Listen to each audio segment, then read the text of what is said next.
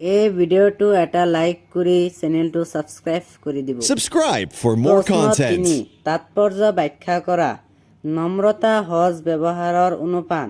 উত্তৰত লিখিবা উক্ত বাক্যশাৰী আমাৰ পাঠ্যপুথিৰ অন্তৰ্গত সত্যনাথ বৰাদেৱে লিখা অন্যৰ প্ৰতি ব্যৱহাৰ নামৰ পাঠটোৰ পৰা তুলি দিয়া হৈছে।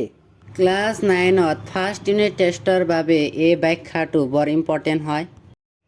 তাৰপিছত লিখিবা এই সংসাৰত সুখে সন্তোষে থাকিবলৈ হ'লে সকলোৰে লগত ভাল ব্যৱহাৰ কৰিব লাগিব। নম্ৰতা সহজ ব্যৱহাৰৰ অনুপান বুলি কোৱা হয়। উচিত অনুপানে ঔষধ খালে সি বেছি গুণ দিয়ে, সেইদৰে সহজ ব্যৱহাৰত নম্ৰতা মিহলালে উপকাৰ বেছি হয়। দমবালি মাৰি কথা ক'লে তাক কোনেও ভাল নাপায়, সেইদৰে আনৰ লগত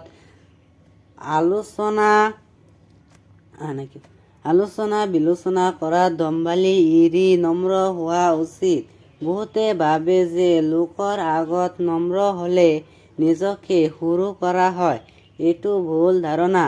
নম্ৰ ব্যৱহাৰে মানুহক মানুহৰ ওচৰত সৰু নকৰে, বৰং তাৰ পৰা মহানতা প্ৰকাশ পায়। নম্ৰতা মানুহৰ মনৰ এক প্ৰকাৰৰ গুণ। এই গুণ প্ৰকাশ পায় মিঠা মাতৰ মাধ্যমত। মনত নম্ৰ ভাৱ থাকিলে মুখেৰে আপোনা আপুনি মিঠা মাত ওলায়। তোমালোকে এইখিনি ভিডিঅ'ত পজ মাৰি লিখি ল'বা। তাৰপিছত লিখিবা মনত অহংকাৰ ৰাখি মুখত নম্ৰ হ'লে মানুহক সাধাৰণতে ছল কৰা হয়। ব্যৱহাৰ সদায় মনে আৰু মুখে এক হ'বলৈ চেষ্টা কৰিব লাগে। Thank you for watching my education video.